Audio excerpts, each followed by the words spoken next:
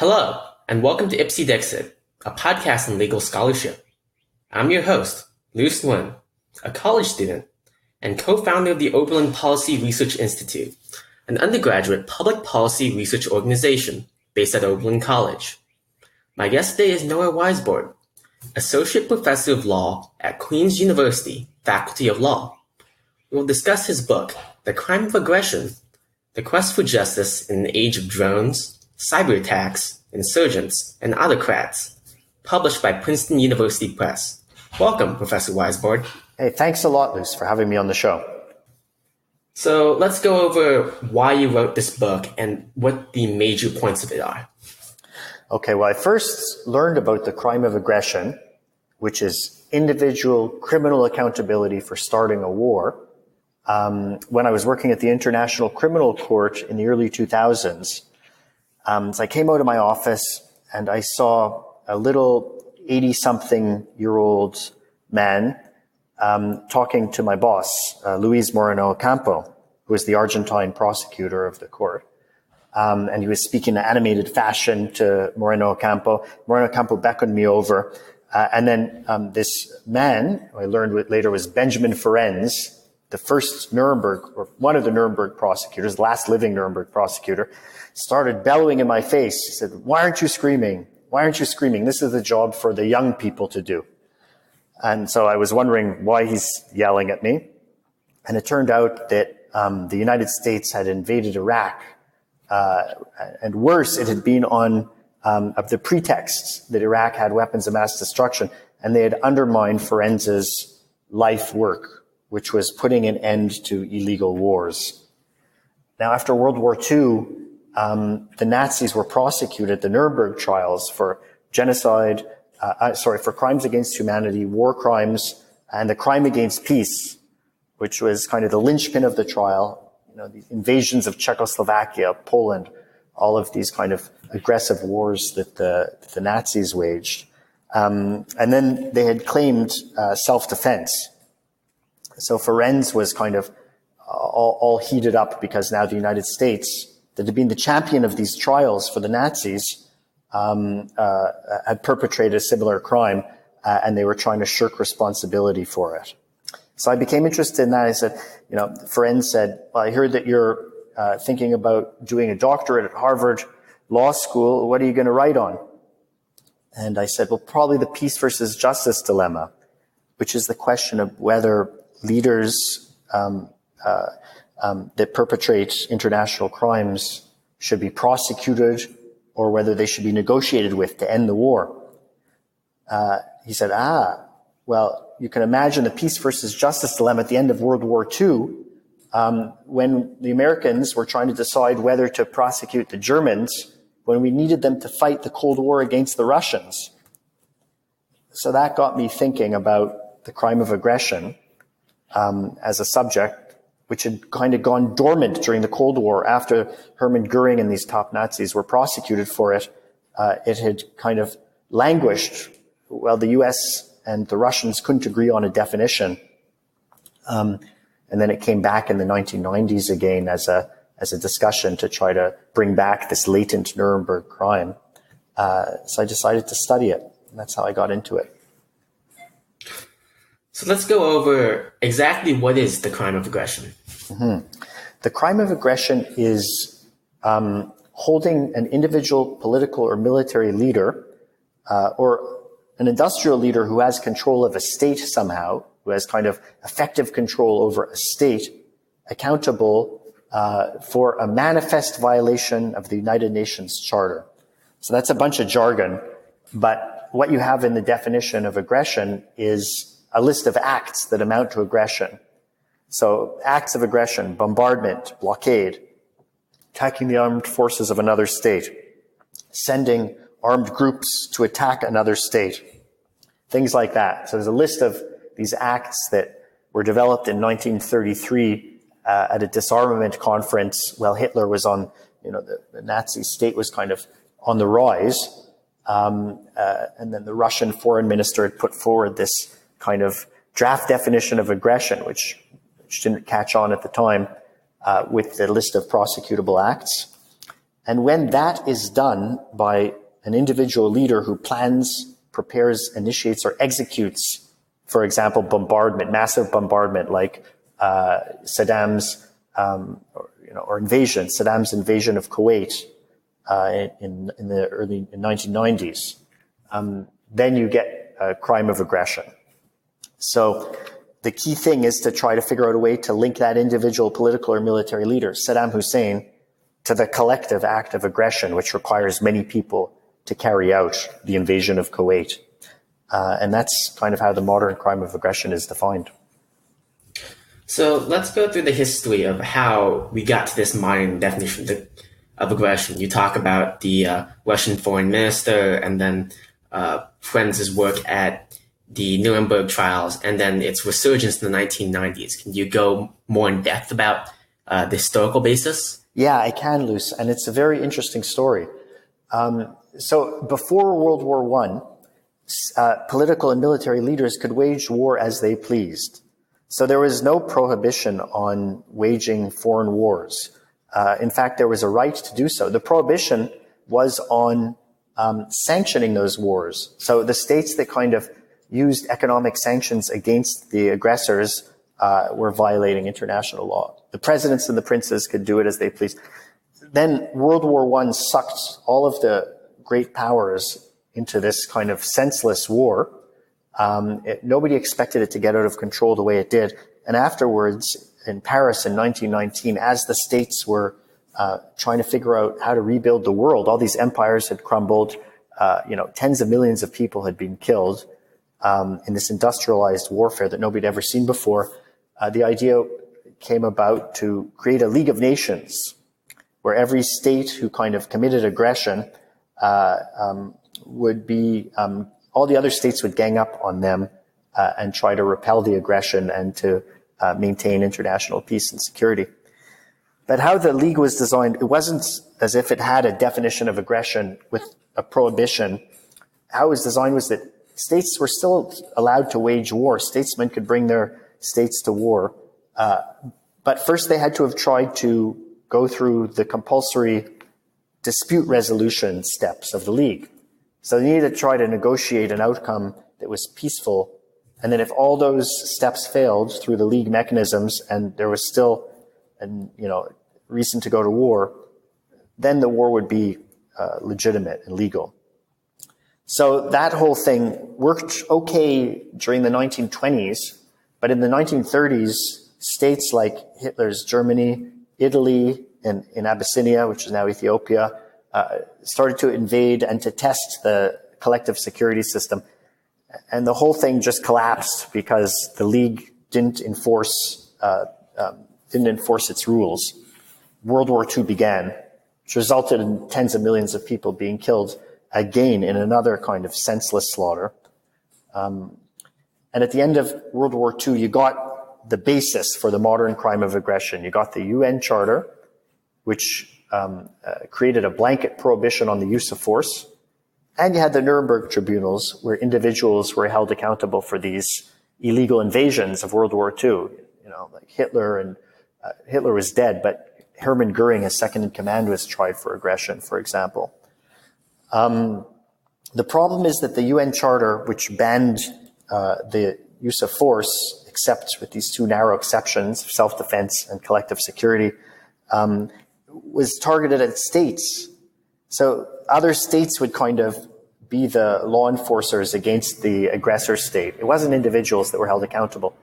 And then, for example, when Saddam invaded Kuwait in 1991, it was Saddam's population that was punished under sanctions. It was Iraq that was punished, not Saddam Hussein. It took another decade before Saddam Hussein would be captured and tried.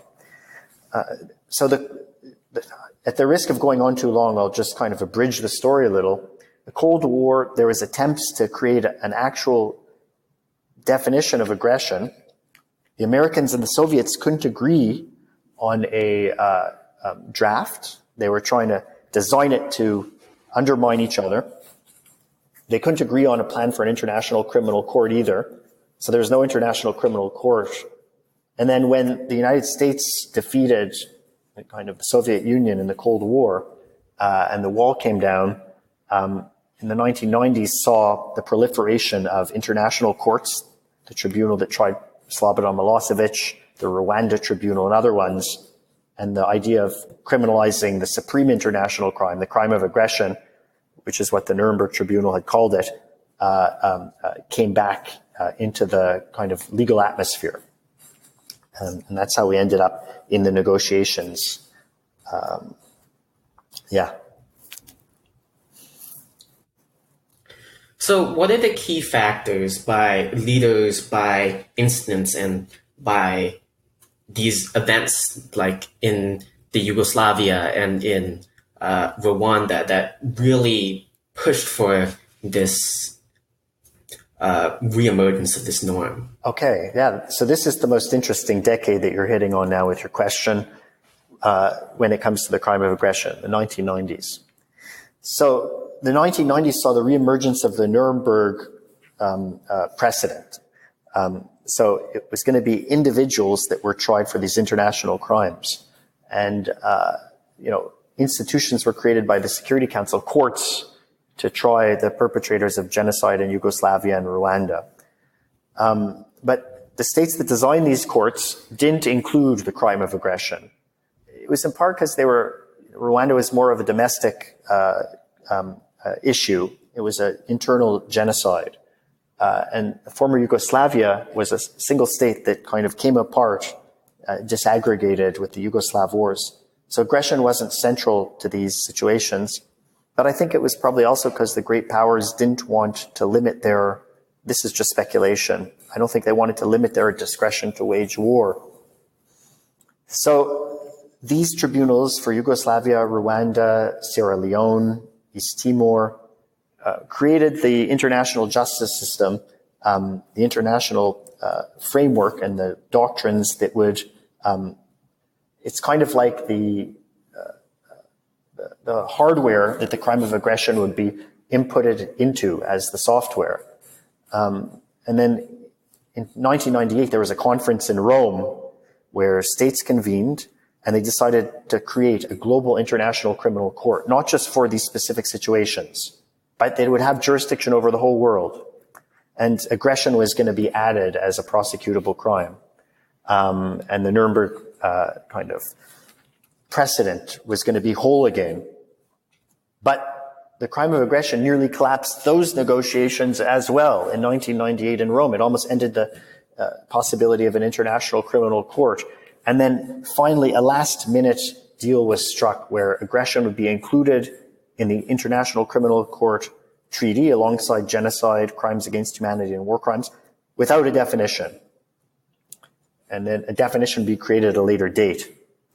In 2010, that definition came into being after a number of many meetings of states mostly at Princeton University, where they hammered out all the details of the modern definition of the crime of aggression. But in 2010, it wasn't prosecutable either. States, as part of the deal, in order to get reticent states on board, created a 7-year delay. Then at the end of 2017, in New York City at UN headquarters, the crime of aggression was finally activated and has potential universal jurisdiction. The International Criminal Court can prosecute it. Regional courts, the African Court of Justice, some domestic courts can prosecute aggression, including the domestic courts in Russia, Ukraine, Germany. A number of states already have aggression in their domestic criminal law. So it's kind of made its resurgence in the last little while.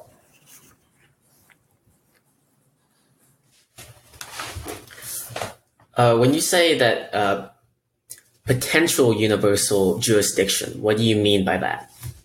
I mean that so there's different ways to start an international criminal court case.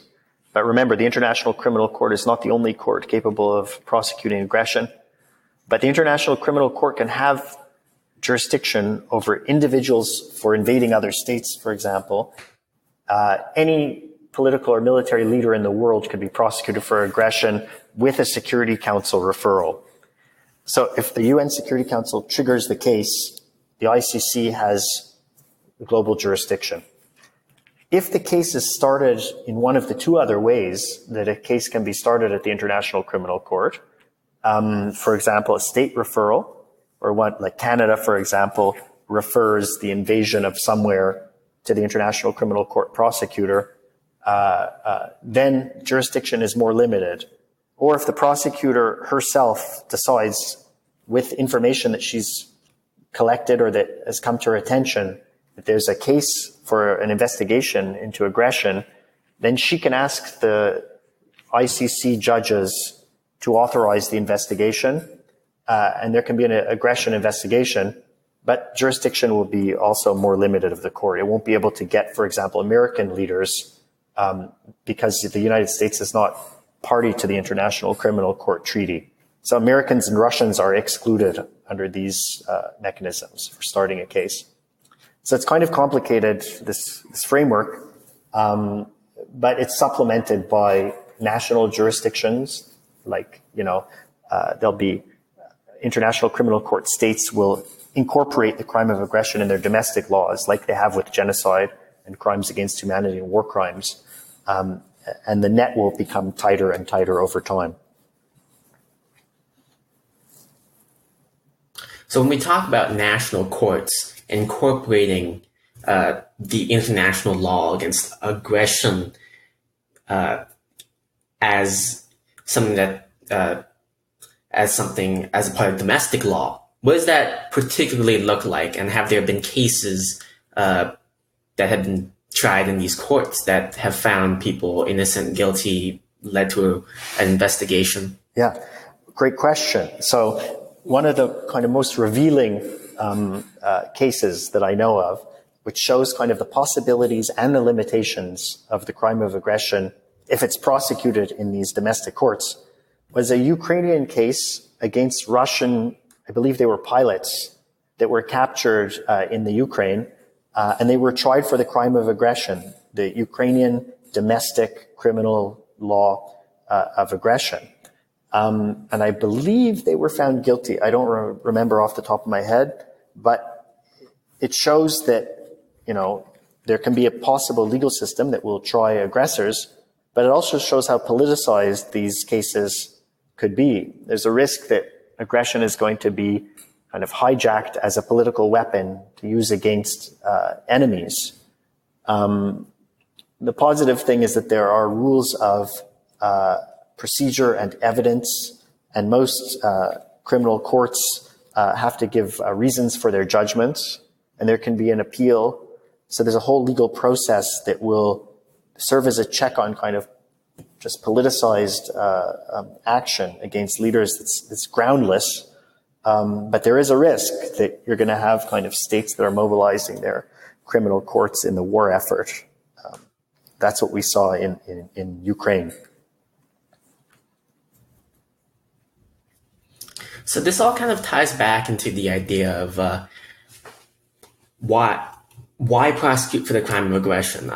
You noted in your book that there were like the realist school of thought, which kind of prioritizes power, the Kissingerian kind of idea of, the major focus is, the balance of power between states versus the idea of prosecution. How do these two different visions of the world and international relations intersect when it comes to prosecuting the crime of aggression?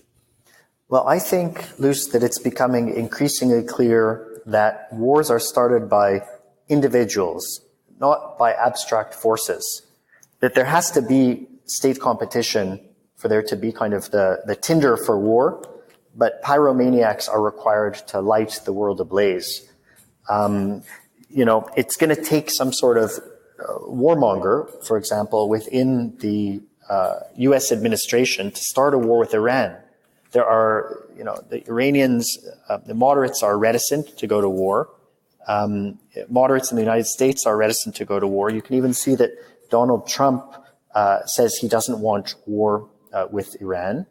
But there are warmongers within the administration that are pressing for war.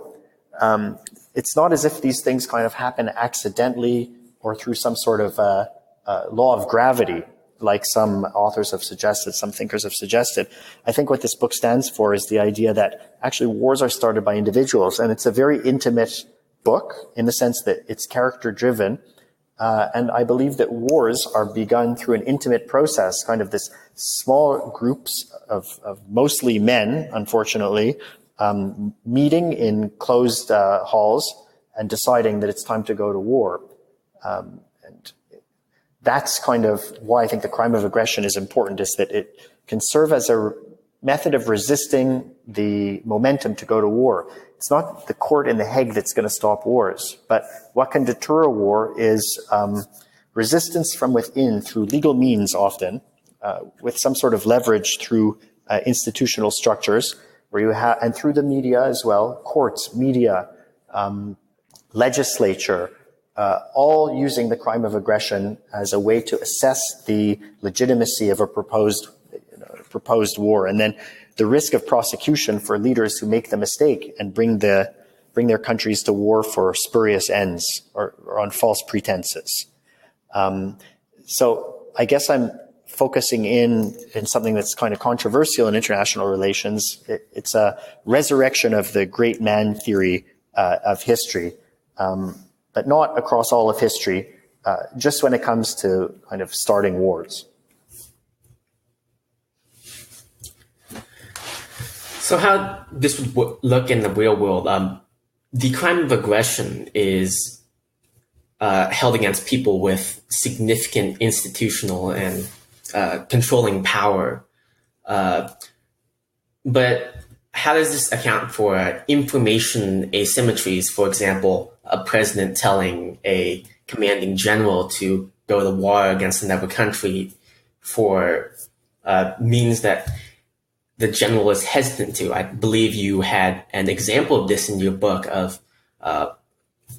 what happens if the president as commander-in-chief then instructs a general who doesn't have all the information to go to war. Oh, that's great. You're thinking about Professor Roger Clark's hypothetical about this general that's told to go to war for humanitarian ends, but ultimately it's an illegal war and it's a disaster. And can that general be held accountable? Well, the general has to have some level of mens rea, a mental state, some sort of knowledge or purpose that what they are doing is a violation of the UN Charter, a manifest violation of the United Nations Charter, so that they're bombing, blockade, attacking the armed forces of another state. Their acts of aggression somehow violate the UN Charter. If they don't have this knowledge or purpose, then they can't be held accountable. So I guess that's the legal doctrinal question that I understood you to be asking. How is it going to look in the real world? I think the best example to date that people mostly know about is the Iraq War inquiry, the Chilcot inquiry, where Tony Blair was brought in front of this group of experts that were chosen by the House of Lords, by the Lords, and they interrogated him on his decision to go to war in Iraq. And he was questioned about the legality of the operation, and it didn't hold water. And Blair his face was on the front page of every big newspaper around the world after that. And he looked like he had been found criminally accountable for bringing the UK to war in Iraq in 2003. And we learned a lot about his decision to go to war through that inquiry. We learned that he had legal advice that said that it could amount to the crime of aggression, what he was doing, but that unless there was something more certain that it was going to be a crime of aggression, that he could probably go ahead anyway and not be held responsible, which he did. But if the crime of aggression had existed in UK law at the time, and the UK is a member of the International Criminal Court, if the crime of aggression had existed in UK law in 2003, when Blair was trying to decide whether to go to war in Iraq, he might not have gone to war in Iraq. He was listening carefully to the legal advice of his Attorney General at the time, as we learned. So it could have served as a deterrent to prevent the UK from engaging in this disastrous war that ultimately resulted in the deaths of over 150,000 people directly, civilians directly, and also resulted in the rise of ISIS. and the collapse of the Middle East, the way that we see it happening now. So I think that the crime of aggression would look something like the Chilcot inquiry. And most likely it would be states, successor regimes in states holding their own leaders accountable. Those will be the first cases at the international, of the crime of aggression.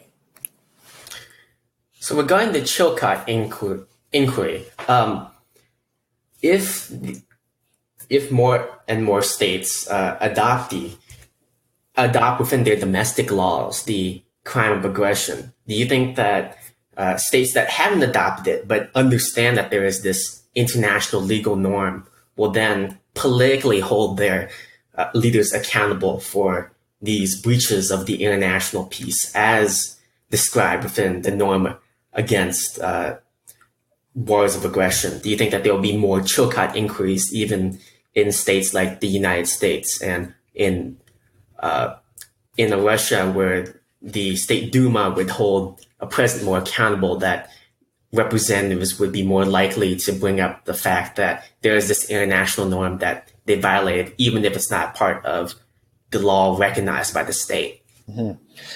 I mean, already you can see that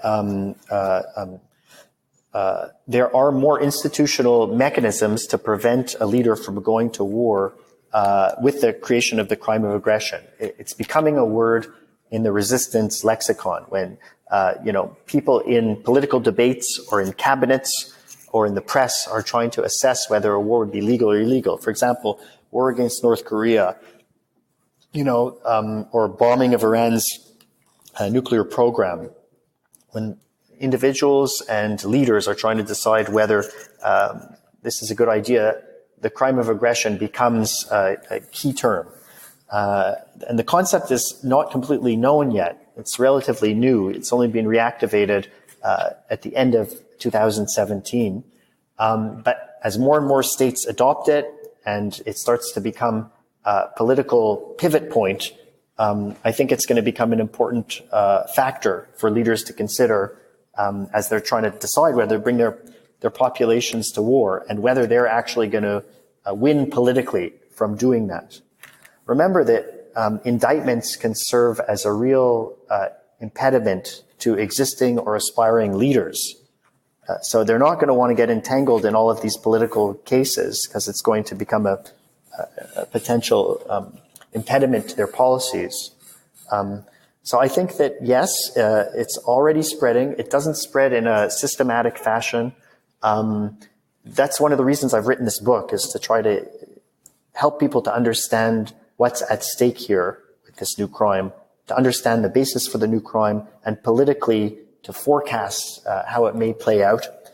For example, there's a risk that in trying to capture and punish aggressors, for example, through using an international force to invade and to capture a political or military leader who invaded another state, the risk is that the invading force are going to become aggressors. So we're not sure exactly how this whole thing is going to play out politically, and that's one of the concerns of states. But with time, we'll start to see how it factors in to the calculus. So let's delve in a little bit on this idea of states becoming aggressors. First of all, the idea of the responsibility to protect of states to prevent genocides like there was in the Yugoslavia. At what point would you say that a state that is going into perhaps that goes in with the intention to prevent genocide or crimes or discrimination against an ethnic minority, when does that become aggression? Because the Russians, from my understanding, use that as their justifications for Ukraine, the Crimea. Yeah, they sure did. So this was one of the biggest debates in the diplomacy over the definition of the crime of aggression between 2005 and 2009, 2010. All of these states were sending delegates to meet at Princeton University to hammer out the definition of the crime of aggression. And the question was, how do we create criminalize aggression without putting a damper on legitimate humanitarian intervention? We don't want to discourage states from intervening to prevent the next Rwanda, for example. So the mechanism that ultimately got built into the law, the way that the law was ultimately built, what's required for there to be the crime of aggression is a manifest violation of the UN Charter. The term manifest means that it can't just be a gray area violation of the UN Charter. It can't just be something that may be aggression. It has to be clear. It has to be by its character, gravity, and scale manifestly a violation. The character, it has to be kinetic. In my view, there has to be damage to persons or property. Gravity, it can't just be some sort of minor border incursion. Scale, it can't just be a few drones flying across the border. There has to be large-scale destruction. So how does this connect with humanitarian intervention? Is that if the intervention, like the one in Kosovo to prevent Milosevic's forces from harming civilians, Kosovar Albanians, when he was rolling the troops in there in 1999, if that was not a manifest violation of the UN Charter, according to the judges, then it can't be aggression. So how are the judges going to figure out what's a manifest violation of the UN Charter or not? I think that when it comes to humanitarian intervention, and I've suggested this in the book, they should make reference to the responsibility to protect doctrine, which has all of these kind of principles that only large-scale, massive genocide or loss of civilian life can trigger a humanitarian intervention. There has to be every single attempt made to have a legal means to intervene through the Security Council, through whatever ways are possible, through an invitation before states go in without authorization to stop a humanitarian intervention. The intervention must be proportionate to the humanitarian risk. So the aim can't be to seize the entire country and exploit the oil.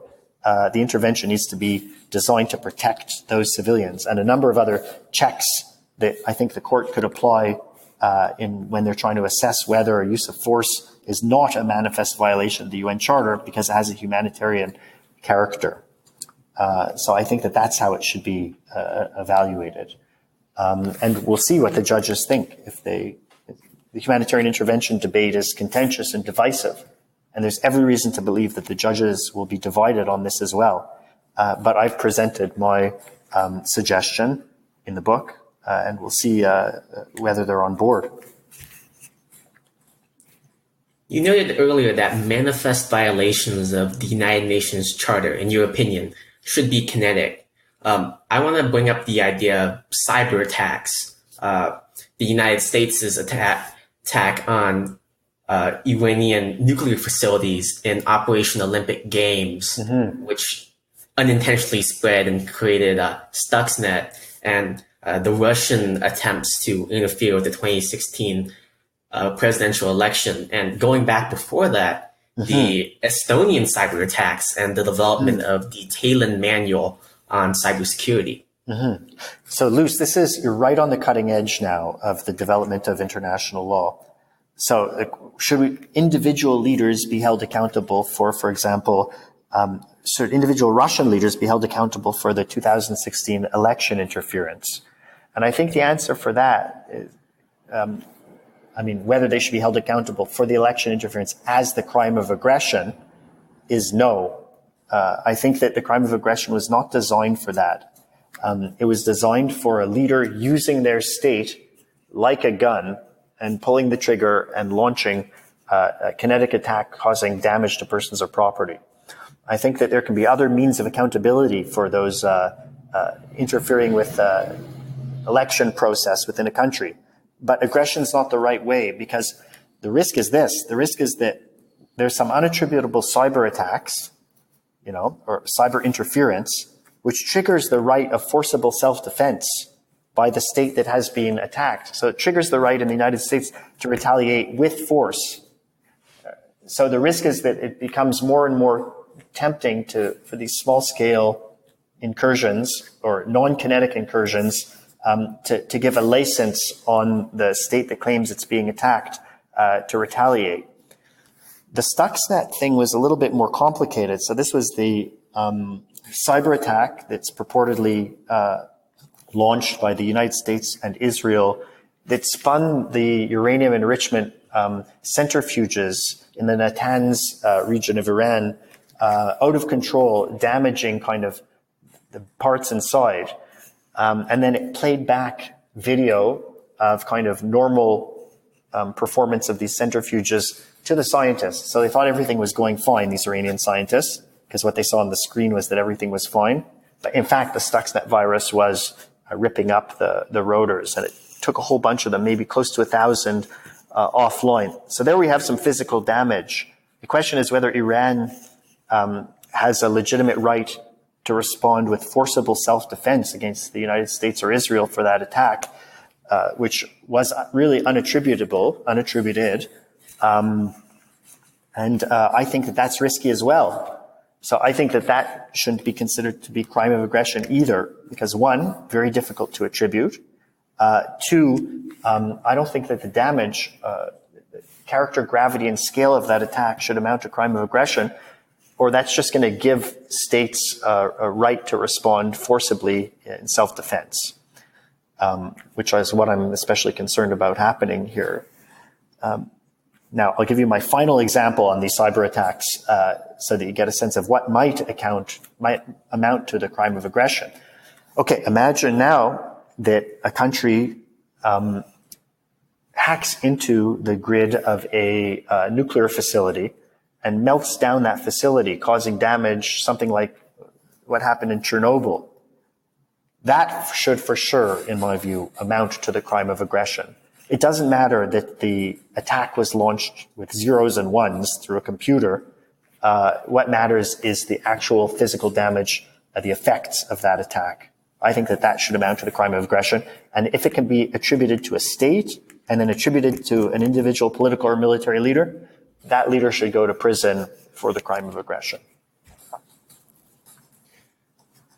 Are you particularly concerned about the idea of states misusing these international legal instruments, the crime of aggression and other international legal codes to justify kinetic attacks for things that don't quite meet the crime of aggression? I know that during the 2019 clashes between the Israeli Defense Forces and Hamas, for the first time, there was a kinetic retaliation for a cyber attack. Are you concerned that states will continue this trend?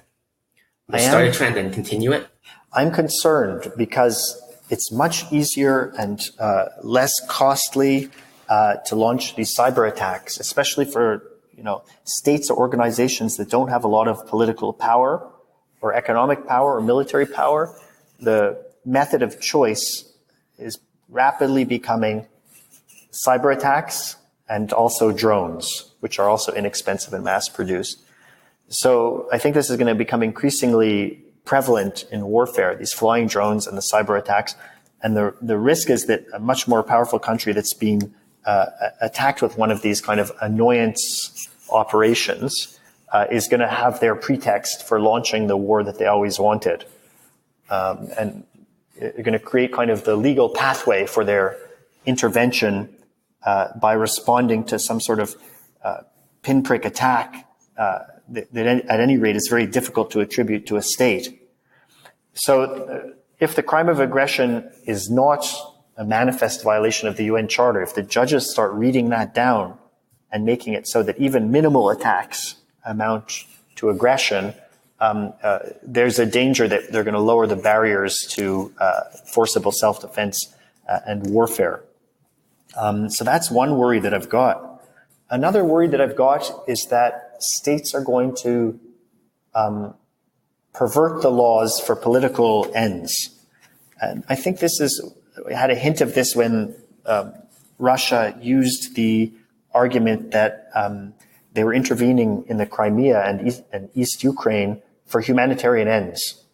That wasn't a legitimate argument in my view, because at the time, and Vladimir Putin even mentioned this in a speech to the Duma, or maybe it was an interview to the Russian people.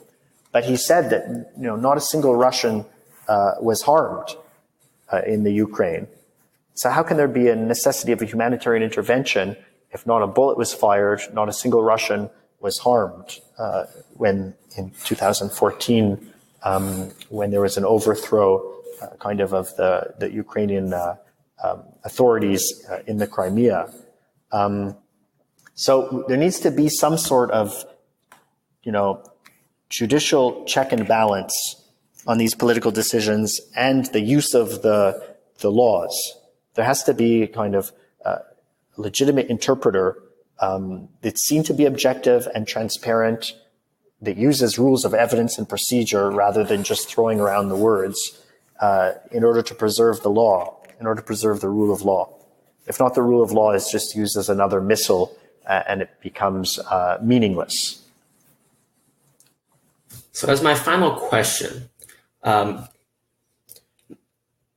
is two-part. Number one, what do you want states, policymakers, and the public to take away from the idea of your book, and how should they interpret the crime of aggression against their leaders, against their military officials, against people with political power? Mm-hmm. Okay, that's a great question to end on. So thanks for asking it. I suppose the book is not an advertisement for the crime of aggression. The book is kind of a coming-of-age story of an idea, and of me as I'm studying this idea, and also of certain characters like Ben Ferencz, the Nuremberg prosecutor that I spoke about at the beginning, kind of coming to terms with the possibilities and limitations of law when it comes to regulating warfare. So what you get is kind of this wonderful, I hope wonderful story about a legal idea, the holy grail of international law. And you can see what the different understandings of what international law can do. So that's one thing that the book provides. But what I'd like people to take away from the book is that war is changing and society is changing as well. And it's no longer states that are the only purveyors of military force.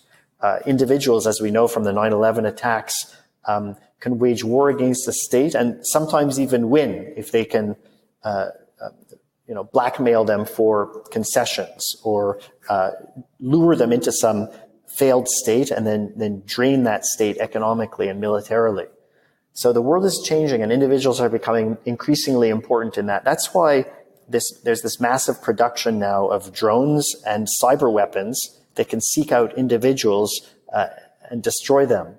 You see the private companies ramping up the production of these weapons that can strike individuals in a much more pinprick, targeted, surgical way.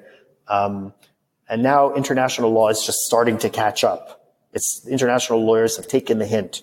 And they're trying to readjust international law so that it's focused on individuals, not on the state, not on the collective, which was the main way that international law was conducted throughout the Cold War. So what should people take away? It's the individuals cause wars. They're not caused by abstract entities, and that there is a legal framework to assess these wars. There's a way to figure out whether they are based on false pretenses or whether they're legitimate. And that way is contained in the definition of the crime of aggression. If you actually believe in the rule of law today, and then it should be extended into international affairs as well. Every state in the world is under the prohibition on the use of force that was created after World War II. Every leader has to abide by that. If they violate it, then there is increasingly a chance that they're going to be captured and tried for the supreme international crime. We need to strengthen this rule of law. If not, we can end up in a massive cataclysm. Right. Well, I encourage everyone to go and read Professor Weisbord's book, The Crime of Aggression, The Quest for Justice in the Age of Drones, Cyber Attacks, Insurgents, and Autocrats, which has earned the #1 Amazon new release in foreign and international law, and might I say, a very well-earned place. Thank you, Professor Weisbord, for coming on the podcast to talk about your work. Thank you so much, Liz, for inviting me, and I really enjoyed chatting with you.